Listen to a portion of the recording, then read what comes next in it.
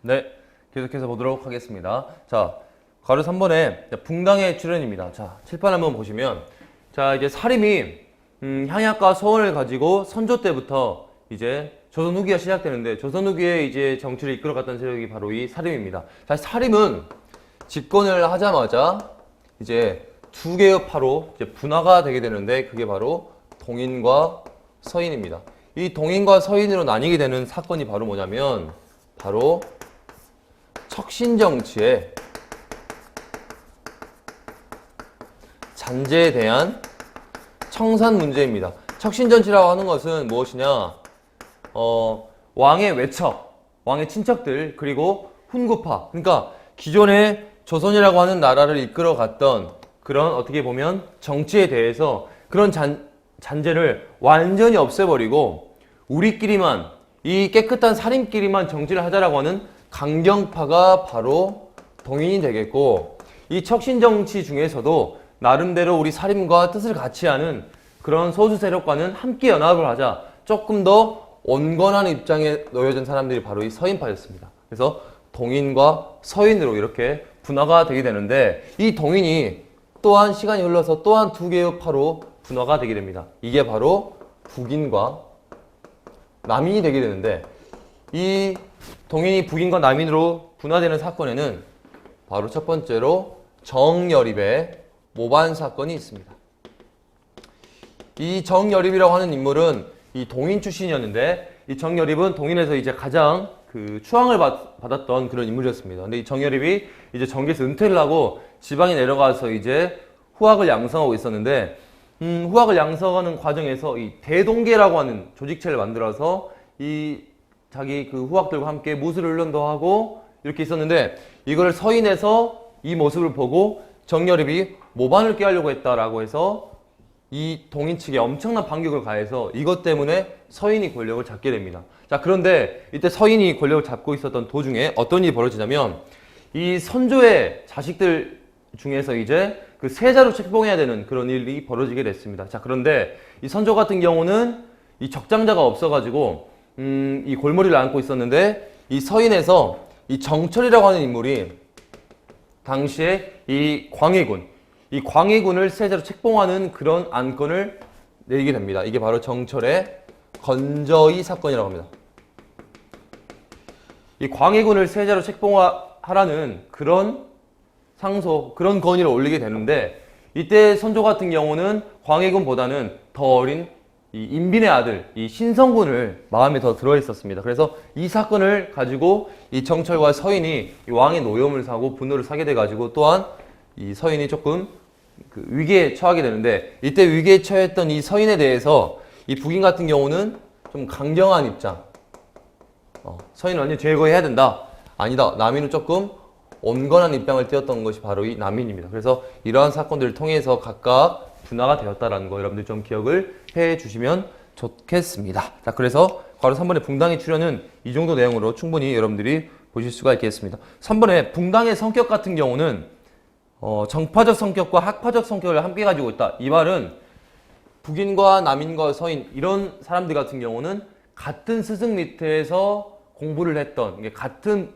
붕당, 같은 무리는 같은 스승 밑에서 문화에서 공부를 했던 제자들이다, 이런 내용이 되겠습니다. 자, 그래서 대표적으로 이 남인 같은 경우는 바로 태계, 이황의 문화들이 많았고요. 이 서인 같은 경우는 율곡, 이의 그런 문화가 상당히 많이 이루어지게 됐습니다. 그래서 학파적 성격이 정파적 성격과 함께 연결되었다, 이해를 해주시면 되겠고요. 자, 그 다음에 조선 초기의 대외 관계로 넘어가겠습니다. 조선 초기는 명가의 관계, 그리고 그 주변 국가의 관계를 보시면 되는데, 조선 초기의 대외 관계를 한마디로 정리하면 4대 교린이 되겠습니다. 자, 4대라고 하는 거는 우리가 섬기는 국가였다는 건데, 이 4대라고 하는 거는 바로 명이라는 나라를 우리는 섬겼고요. 교린이라고 하는 거는 이제 어떻게 보면 회유와 강경책, 이런 양 측면을 함께 했던 국가를 이 교린이라 그러고, 이 교린을 했던 국가는 바로 주변의 여진과 일본 등이 되겠습니다. 그 구체적인 내용을 한번 보면요. 자, 외교정책의 원칙은 기억 4대 외교, 명과 이 조선의 왕권의 안정과 그리고 국가의 안전 보장을 위해서 이 명나라로부터 인정을 받고 했던 것이 바로 이 4대 외교입니다. 그래서 명은 아주 강국이고 큰 국가였기 때문에 우리는 조선이라는 나라의 안정성을 보장받기 위해서 사대를 했다. 그래서 어떻게 보면 너무 굴욕적인 거 아닌가라고 우리가 생각할 수 있겠지만 당시의 국제 질서와 그런 정세를 봤을 때는 이런 사대 외교는 우리가 철저하게 우리의 이런 목적을 달성하기 위해서 하였던 외교라는 거 여러분들이 좀 기억을 해주시면 좋겠고요. 자, 교린 같은 경우는 중국 이외의 주변 민족에 대한 회유와 교류 정책을 함께 했다라고 보시면 되겠습니다. 그래서 대명 외교 같은 경우는 주로 우리가 명나라의 조공 외교를 했죠. 그래서 명나라의 정치적 간섭을 배제하면서 정기적으로 부정기적으로 사신을 파견하면서 자주적인 실리 외교로서 우리가 명나라로부터 많은 선진 문물을 흡수하는 그런 외교였다라고 조금 생각을 해주시면 좋겠고요. 여진과의 관계 자 보겠습니다. 대여진 정책으로서는 자 다음 장 넘어가시면 자 기억에 세종 때 사군 육진을 개척해서 이 지역을 우리 영토로 삼게 됩니다. 자 사군 육진의 영토는요. 자 이거 지도가 있으면 자 이 지역이 사군이 되겠고요. 이 지역이 육진이 되겠습니다. 그래서 세종 때는 우리가 북방의 영토를 개척해서 이 두만강, 압록강 지역까지 우리의 영토, 그래서 오늘날의 우리의 영토를 확보했다라는 그런 의의가 있겠습니다. 이것은 여진과의 관계 속에서 우리가 영토를 확보했던 것이고요. 디귿에 토관제도라는 게 있습니다. 자, 아까 우리가 공부했던 것 중에서 상피제도라는 게 있었죠. 상피제도라고 하는 거는 그 지역 출신의 관리는 임명하지 않는다라는 거였는데 이 여진들을 회유하기 위해서 이 지역 같은 경우는 그 지역, 이 여진 출신의 여진인들을 그 지역의 관리로 임명을 해서 그 지역의 사람들을 관리하고 회유하도록 했다라고 해서 그런 것까지 함께 조금 알아주시면 되겠습니다. 상피제도가 예외적으로 이곳에는 적용되지 않았다라는 것을 알아주시면 되겠고요. 자, 일본과의 관계 보겠습니다. 일본과의 관계에서는 또한 세종 때입니다. 세종 때 이종무라는 사람을 시켜서 이 외구의 소굴이었던 이 쓰시마 섬을 토벌하는 강경책을 펼쳤고요. 회유정책, 교린정책으로서는 부산과 제포, 연포, 이곳은 지금 울산과 제천 이런 지역인데 이곳을 개항을 해가지고 일본이 필요한 물건, 주로 이제 쌀을 대단히 많이 가져갔었는데 일정량의 양을 제한해가지고 이 정도의 양을 쌀을 가져갈 수 있도록 허용을 해줬습니다. 그래서 이런 것을 교린정책이라고 할 수가 있겠습니다. 그래서 4대 교린 기억을 해주시고요. 자, 그 밑에 양난의 극복과 대천 관계를 간단히 보겠습니다. 자, 조선의 정세를 보면 자, 기억, 외구의 약탈, 삼포 외란, 사량진 외변, 을묘 외변 이런 식으로 우리가 아까 보면 부산포, 제포, 연포 이 3포를 개항했었는데 일본이 이쪽에 와가지고 어떻게 보면 조금 작은 소란들을 초반에 많이 일으키게 됩니다. 그래서 이 정도 소란은 어떻게 보면은 조선이 그냥 대수롭지 않게 생각을 했었는데 이제 나중에 이제 임진왜란이라고 하는 커다란 일이 이제 발생하게 되는 거죠. 그래서 니은에 보시면 국방대책으로서 비변사라는 걸 설치합니다. 비변사는 좀 중요한 관리인데요. 자, 비변사라고 하는 거는 변방을 방비하는 기구라는 것입니다. 변방을 방비하는 기구. 그래서 이거는 초반기에 이런 뭔가 외구의 그 소란을 대비하기 위해서 임시기구로서 설치했던 그 방어 기구인데 이 비변사가 임진왜란을 겪고 난 이후에 조선 후기가 되면 최고기구로 격상을 하게 됩니다.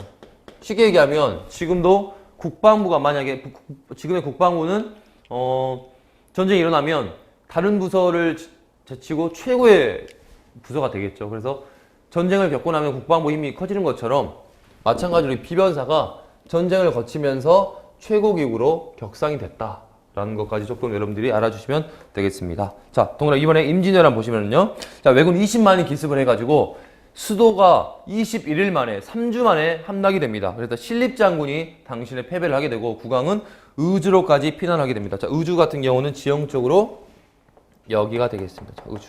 그래서 수도 한양을 도망쳐서 이 의주로까지 이 왕이 피난을 하게 됐다. 그래서 왜군이 평양과 함경도 지역까지 침입을 했고 우리가 사대를 했던 명나라에 파병을 요청하게 되고 명나라는 지원군을 보내주게 됩니다. 자, 우리가 임진왜란을 승리로 이끌었던 배경 중에 하나는 바로 수군의 승리가 아주 그러니까 육로는 이렇게 수도가 21일 만에 함락이 당했지만 우리 해군이 주로 이 바다에서 승리를 많이 거두게 됐는데 그때 활약했던 인물이 바로 이순신이 되겠습니다. 자, 이순신의 활약 보시면 자, 니은의 하객진 전법을 사용했던 한산도 대첩만 조금 봐주시면 좋겠습니다. 네, 동그라미 2번에 의병의 항쟁. 이 바다에서 이순신의 활약이 있었다고 하면 육지에서는 이 의병들이 주로 활약을 많이 했다고 할 수가 있겠습니다. 의병들은 우리 지역, 그러니까 향토 지리와 익숙한 지형짐을 활용해가지고 이제 왜군들을 격파해 나갔었는데 대표적인 주요 의병장으로서는 곽재우, 조헌, 고경명, 정문부 이런 인물들이 있구나 라는 정도 알아주면 되겠고요. 자, 전란의 극복과 영향을 보겠습니다. 자, 전란의 극복. 자, 수군과 의병의 항전으로서 그리고 명예 원군이 참전하게 되면서 이제 조금씩 이 왜란을 극복해 가기 시작하는데요.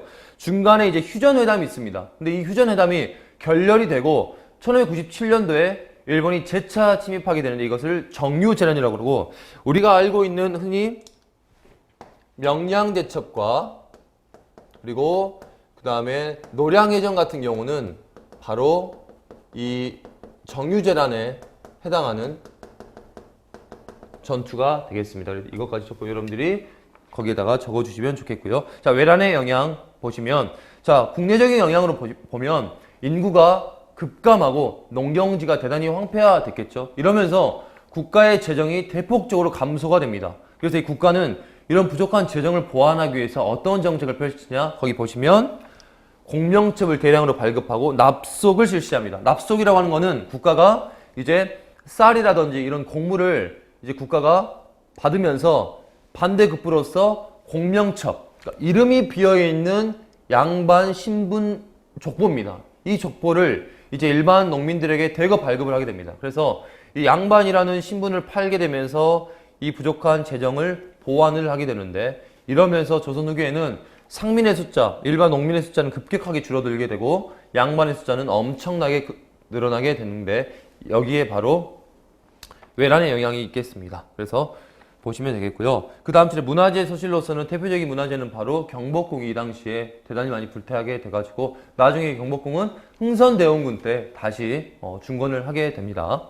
그래서 경복궁 기록해 주시고요. 국제적인 영향으로서는 이때 이 당시에 일본이 우리나라에서 대단히 많은 성리학 책들과 그리고 이 도자기를 만드는 기술자들을 대단히 많이 가져가서 일본의 경우는 왜란이 끝난 이후에 성리학과 그 다음에 도자기 문화가 일본에서는 대단히 발달하게 됩니다. 그래서 이것까지 여러분들이 조금 기억을 해주시면 아주 좋겠습니다. 자, 그리고 이때 명나라는 국제적으로 봤을 때 우리 조선에 파병을 한 이후에 급격히 국력이 쇠퇴하게 되고 이제 그 옆에 있었던 여진족이 세웠던 후금이라고 하는 나라가 성장을 하게 됩니다.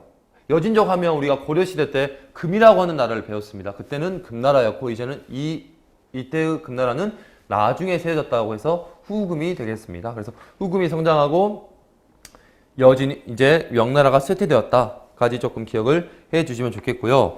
자, 밑에 호란의 발발과 전개 보겠습니다. 자, 서인 정권의 정책. 자, 여기를 한번 보시면 자, 제가 조선 후기의 왕들에 대해서 조금 적어 보겠습니다. 자,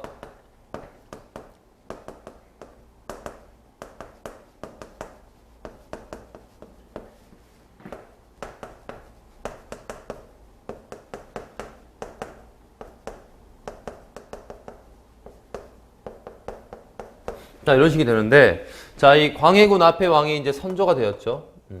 선조는 이 임진왜란이 일어났을 때 이제 의주로 피난을 하게 되고, 이 광해군이 이제 세자로서 이 전란을 맡게 되는데, 이거를 이제 분조했다고 합니다. 이제 어떻게 보면 조정이 분화돼가지고, 이 광해군이 이제 왜란을 이제 수습하게 되는데, 광해군 같은 경우는 왕이 즉위하자마자 이런 전란의 이런 아주 처참함을 세자 시절 몸소 경험해봤기 때문에 이 전란을 다시 하는 것을 대단히 원치 않았습니다. 자, 그런데 이 광해군이 등극했을 때 이제 후금과 명나라가 이제 싸우게 됩니다. 그때 이 명나라가 이 조선에 파병을 요청하게 되는데 이 광해군 같은 경우는 이것에 대해서 상당히 고민을 많이 하게 됩니다. 그래서 광해군은 파병을 떠났던 장수에게 적당한 때에 전쟁하지 않고 그냥 후금에 항복을 해라는 명령을 내리게 됩니다. 그래서 명나라와 후금 사이에서 가운데에서 중립을 지키는 이 중립 외교를 광해군은 펼치게 됩니다.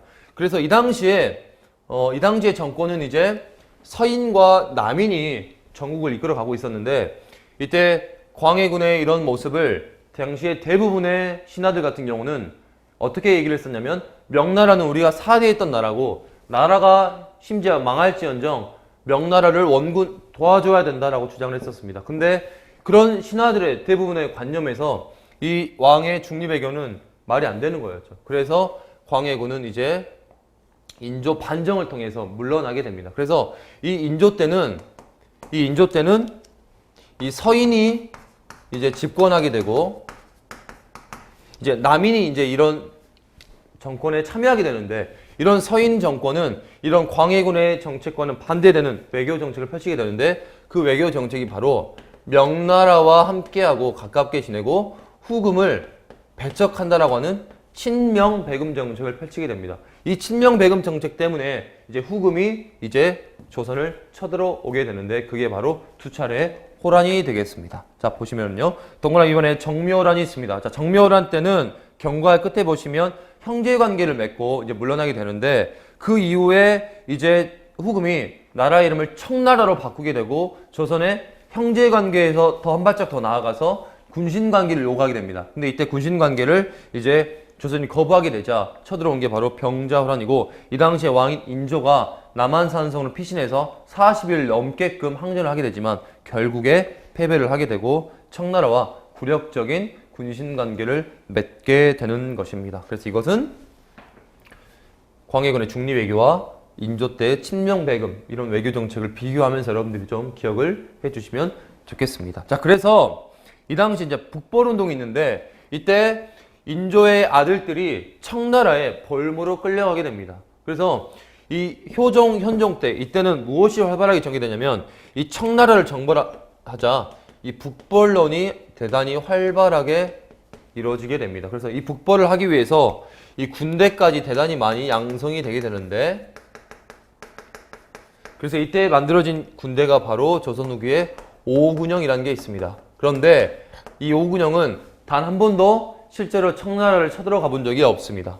이건 무슨 얘기냐면 당시에 이런 군대가 이 서인이라고 하는 이런 집권층의 권력 유지 수단에 불과했다라는 것입니다. 그래서 교재를 보시면 서인 세력이 군대를 양성하는 등의 계획을 세웠으나 이것은 북벌을 정말 실제로 하기 위함이 아니라 본인들의 정권을 유지하기 위한 하나의 방편으로서의 군대 양성이었다. 그래서 이 두 측면을 함께 좀 봐주시면 좋겠고요.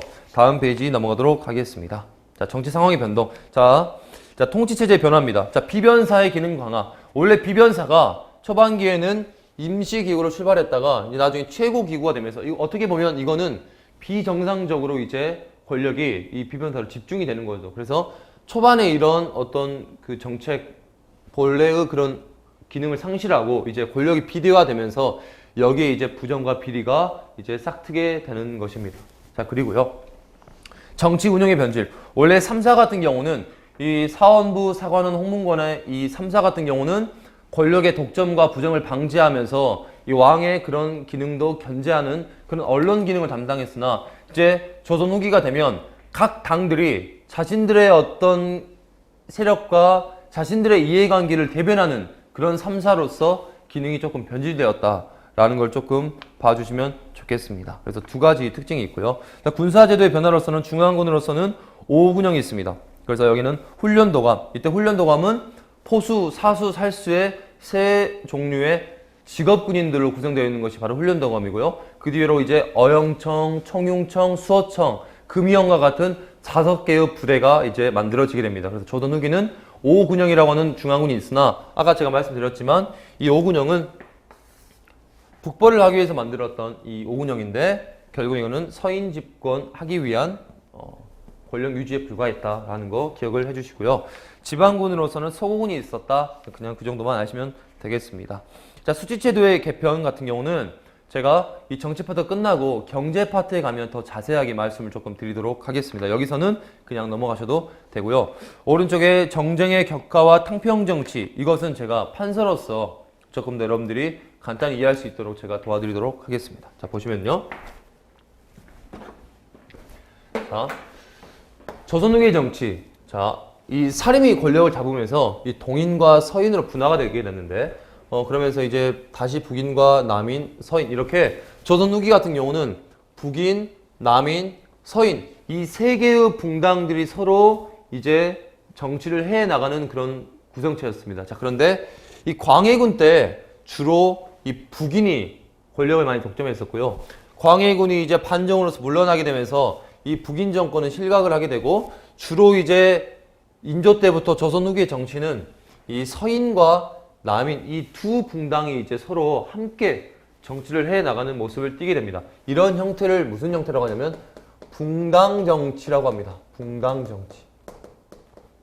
이 붕당 정치의 특징은 각 붕당이 상대 붕당을 인정하고 함께 공존하는 과정 속에서 함께 논의를 만들어가고 이런 정책들을 함께 실현하는 특징은 바로 공존을 통해서 공론을 형성하는 상대 붕당을 상대를 인정하는 그리고 견제하는 그런 속에서 정치가 이루어졌던 게 바로 이 붕당 정치였습니다. 그래서 이 붕당 정치 같은 경우는 인조 때부터 현종 때까지 아주 잘 이루어졌던 게 바로 붕당 정치였습니다.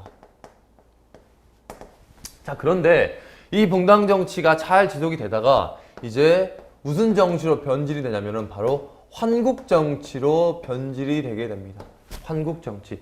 이 환국 정치는 바로 이 숙종 때 유행했던 게 바로 이 환국 정치인데 이제 조선 후기가 되면 사회 경제적인 면에서 상당히 많은 변화가 생겨나게 되는데 이때 한 가지만 제가 말씀드리면 조선 후기가 되면 이제 기존의 농업 중심의 조선 국가에서 이제 경제가 대단히 발전하게 됩니다.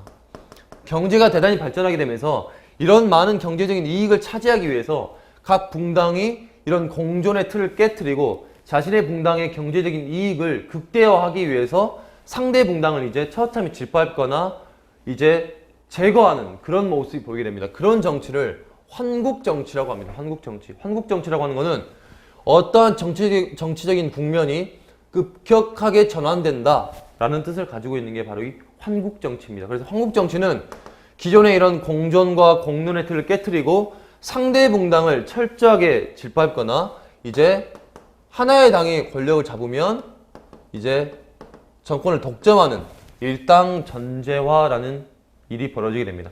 이 당시에는 서인이 권력을 잡아도 남인의 참여를 인정하였고 남인이 권력을 잡아도 서인의 정권 참여를 인정하였었는데 이때부터는 이제 하나의 당이 모든 권력을 독점하는 일이 벌어지게 됩니다. 그래서 우리가 사극을 보면 어떤 이제 세력들이 사약을 받거나 사약을 먹고 이제 죽는 그런 장면이 많이 나오게 되는데 사약 그릇이 이제 남발했을 때가 바로 이 환국 정치 때입니다.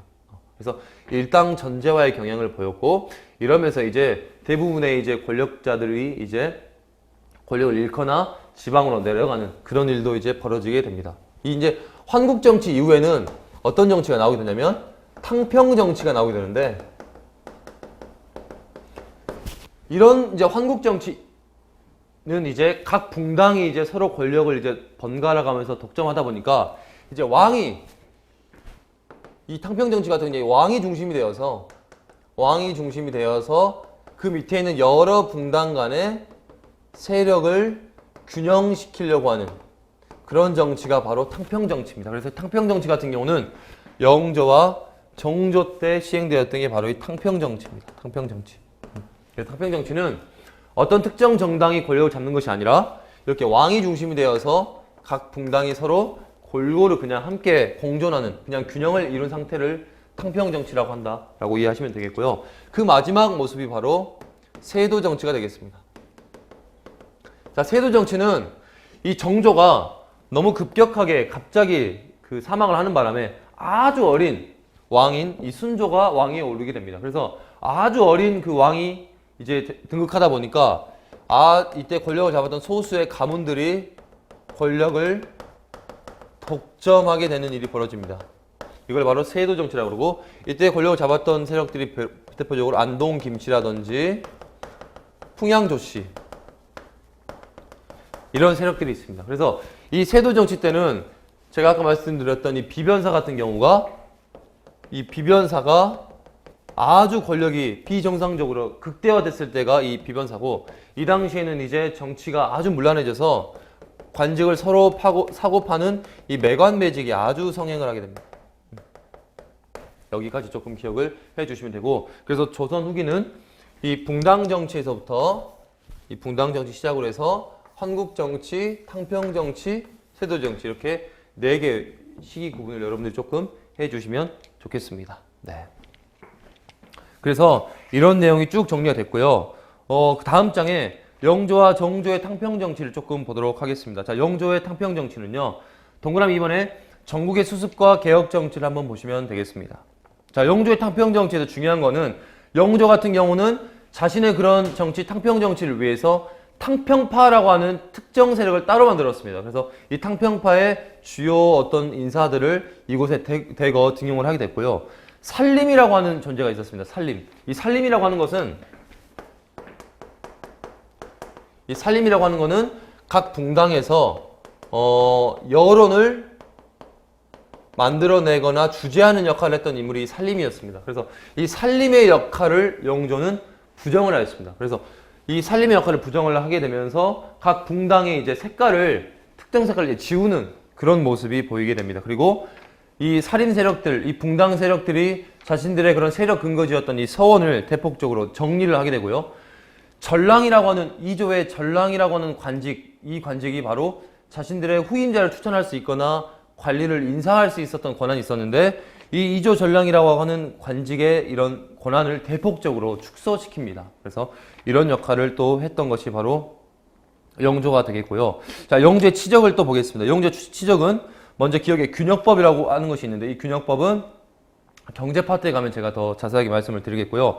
일단 영조 때는 악형을 폐지하고 사형수에 대한 삼심제, 3번까지는 재판을 하는 삼심제를 시행을 하였습니다. 그리고 경국대전의 속편이라고 할 수 있는 속대전을 또 편찬을 하였습니다. 자, 그러나 이런 영조의 탕평 정치는 어떻게 보면 붕당 간의 세력이 균형되어 있는 것처럼 보이기는 하나, 이거는 강력한 왕권으로 이런 세력 균형, 이 붕당의 세력을 일시적으로 억누른 것에 대해 그냥 불과하다.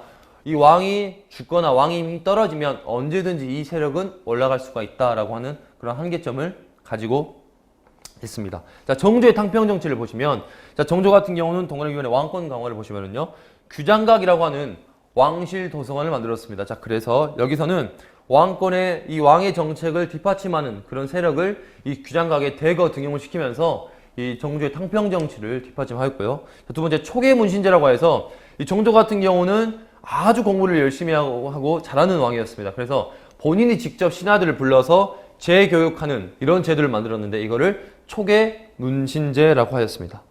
자, 그리고 이 당시에 정조 같은 경우는 수원에 화성을 만들어서 이 수원 화성에 장용령이라고 하는 자신의 그런 친위 부대를 또한 만들어서 본인의 왕권을 강화하는 그런 수단으로서 또한 삼았습니다. 그래서 장용령까지 보시면 되겠고요. 정조의 치적으로서는 그 기억에 통공정책이라고 있습니다. 이 통공정책에 바로 이거는 신의 통공이라는 것을 발표를 하게 되는데, 자, 이 신의 통공이라고 하는 것도 이 정치 파트보다는 경제 파트에서 제가 가서 설명을 드리도록 하겠습니다. 일단 그렇게 표시를 해주시고, 그리고 이제 아까 영조 때 속대전이라는 게 있었으면 정조 때는 대전 통편이라고 하는 책이 있다라고 하는 것도 함께 알아주시고요. 자, 그렇게 보시면 되겠고, 자, 니은에 보시면 수령의 권한 강화가 있습니다. 이거는 원래 향약이라고 하는 거는 지방에서 사림이 주도를 했었다라고 제가 아까 설명을 드렸었는데, 이 사림이 주관했었던 향약을 이제 정조 때부터는 수령에게 권한을 주어서 수령이 향약을 직접 주관할 수 있도록 하여가지고, 어떻게 보면 수령은 제가 이 지방관은 왕의 대리인이기 때문에 어떻게 보면 국왕의 그런 정치 권한, 중앙 집권을 더욱더 강화하는 그런 방향으로 이제 흘러가게 되었다. 이렇게 조금 생각을 하시면 되겠습니다. 자, 세도 정치는 아까 제가 저기 설명해 드렸던 걸로 충분하고요. 이 세도 정치 때 하나만 더 제가 말씀드리자면, 세도 정치 때 삼정의 문란이라는 게 있습니다. 삼정의 문란. 자, 삼정의 문란이라고 하는 것은 무엇이냐? 이것은 세금 제도에 관련된 것인데, 전정, 군정, 환곡이라는 게 있습니다. 전정이라고 하는 거는 토지에서 나오는 세금을 얘기하고요. 군정이라고 하는 거는 군대를 가는 대신에 돈을 내는 걸 얘기합니다. 환곡이라고 하는 것은 원래 환곡은 봄에 이제 먹을 게 부족하면 나라에서 먹을 걸 빌려줬다가 가을에 이제 이자를 쳐서 갚게 하는 제도를 이제 원래 조선에서 운영을 하고 있었는데 이제 이게 점차적으로 처음에는 세금 제도가 아니었는데 이제 필요 없는 사람들에게까지도 이렇게 곡식을 빌려주고 가을에 이자 노래를 하게 되는 일이 벌어지게 됩니다. 그래서 이거는 처음에는 세금 제도가 아니었는데 세금 제도화 돼버린 게 바로 이 환곡이었고 필요 없는 사람에게까지 강제로 빌려주게 되고 이러면서 이 환곡이 상당히 많은 문란이 되고 문제점이 발생하게 됩니다. 그래서 전정과 군정, 이 환곡 세 가지가 엄청나게 극심하게 문란했을 때를 바로 또 세도 정치의 시기의 특징이라고 할 수가 있겠습니다. 그래서 그렇게 좀 보시면 되겠고요. 마지막으로 대외 관계의 변화를 보겠습니다. 자, 청과의 관계는 이번에 북벌 정책 효종 때 적극적으로 추진되었다고 제가 아까 말씀드렸고요. 한편에서는 북벌이 진행됐지만 한편으로서는 이 청나라에 다녀왔던 사신들에 의해서 이 청나라가 이제 오랑캐 국가가 아니구나. 이 조선보다 훨씬 더 발전된 국가이기 때문에 우리가 보고 배워야 된다라고 하는 한편에서 이 북벌론의 한편에 저항하는 청나라를 보고 배우자라고 하는 북학론이라고 하는 것도 함께 대두가 되었다라고 기억을 해 주시고요. 4번에 백두산 정계비를 한번 보겠습니다. 우리 조선인들 같은 경우가 이 아까 사군 육진 개척되었다고 말씀드렸죠. 이 부분뿐만 아니라 이 만주 지역에까지도 되게 많이 이사를 해가지고 거주를 하게 되면서 이 청나라와 이 국경 분쟁이 발생하게 됩니다. 그래서 이 청나라와의 국경 분쟁을 확정짓기 위해서 세웠던 비석이 바로 백두산 정계비가 되겠습니다. 자, 이 백두산 정계비는 니은에 보시면 숙종 때 만들어진 건데 압록강과 두만강선을 기점으로 해서 세웠던 비석이 바로 백두산 정계비가 되겠고 이 간도 지역 같은 경우는 이 만주 지역 같은 경우는 을사조약 이후에 이 간도 협약을 통해서 이때 을사조약으로 우리나라가 외교권을 박탈당하게 되는데 이 박탈당했던 이 외교권을 이용해 가지고 일본이 청나라와 마음대로 협약을 맺어서 청나라로부터 이 철도를 부설할 수 있는 권한을 부여받고 이 땅을 마음대로 청나라에게 귀속시켜버리는 이런 일이 벌어지게 됐습니다. 그래서 여기까지 보시면 청과의 관계를 보시게 되는 거고 일본과의 관계에서는 이 임진왜란 이후에 일본과의 관계가 끊겼다가 1609년도에 이 기후약조를 통해서 부산포에 이제 외관이 설치되면서 이제 임진왜란 이후에 처음으로 다시 일본과의 이런 외교 관계를 맺게 됩니다. 그래서 일본의 요구로 조선에서는 조선통신사가 파견이 되게 되고 17세기 초반에 200년 동안에 12번이나 파견이 되게 됩니다. 이것은 일본의 막부 정권이 본인들의 정권에 어떻게 보면 위험을 높이기 위해서 조선에 이런 사절단을 요청하게 되는 겁니다. 그래서 외교 사절의 역할뿐만 아니라 조선의 선진화된 문물을 일본에 파견한 이런 역할까지 함께 담당했었다라는 것이고요. 그 다음에 울릉도와 독도 같은 경우는 조선시대 때 이 숙종 때 이 안용복이라는 어부가 직접 본인이 이렇게 배를 몰고 가서 일본의 이 영토가 이 조선의 영토다라는 것을 확인시켜주고 왔다고 합니다. 그래서 독도 우리 영토라는 것에 대해서 이 안용복이 아주 중요한 역할을 했다라는 것도 여러분들이 기억을 좀 해주시면 좋겠습니다. 네.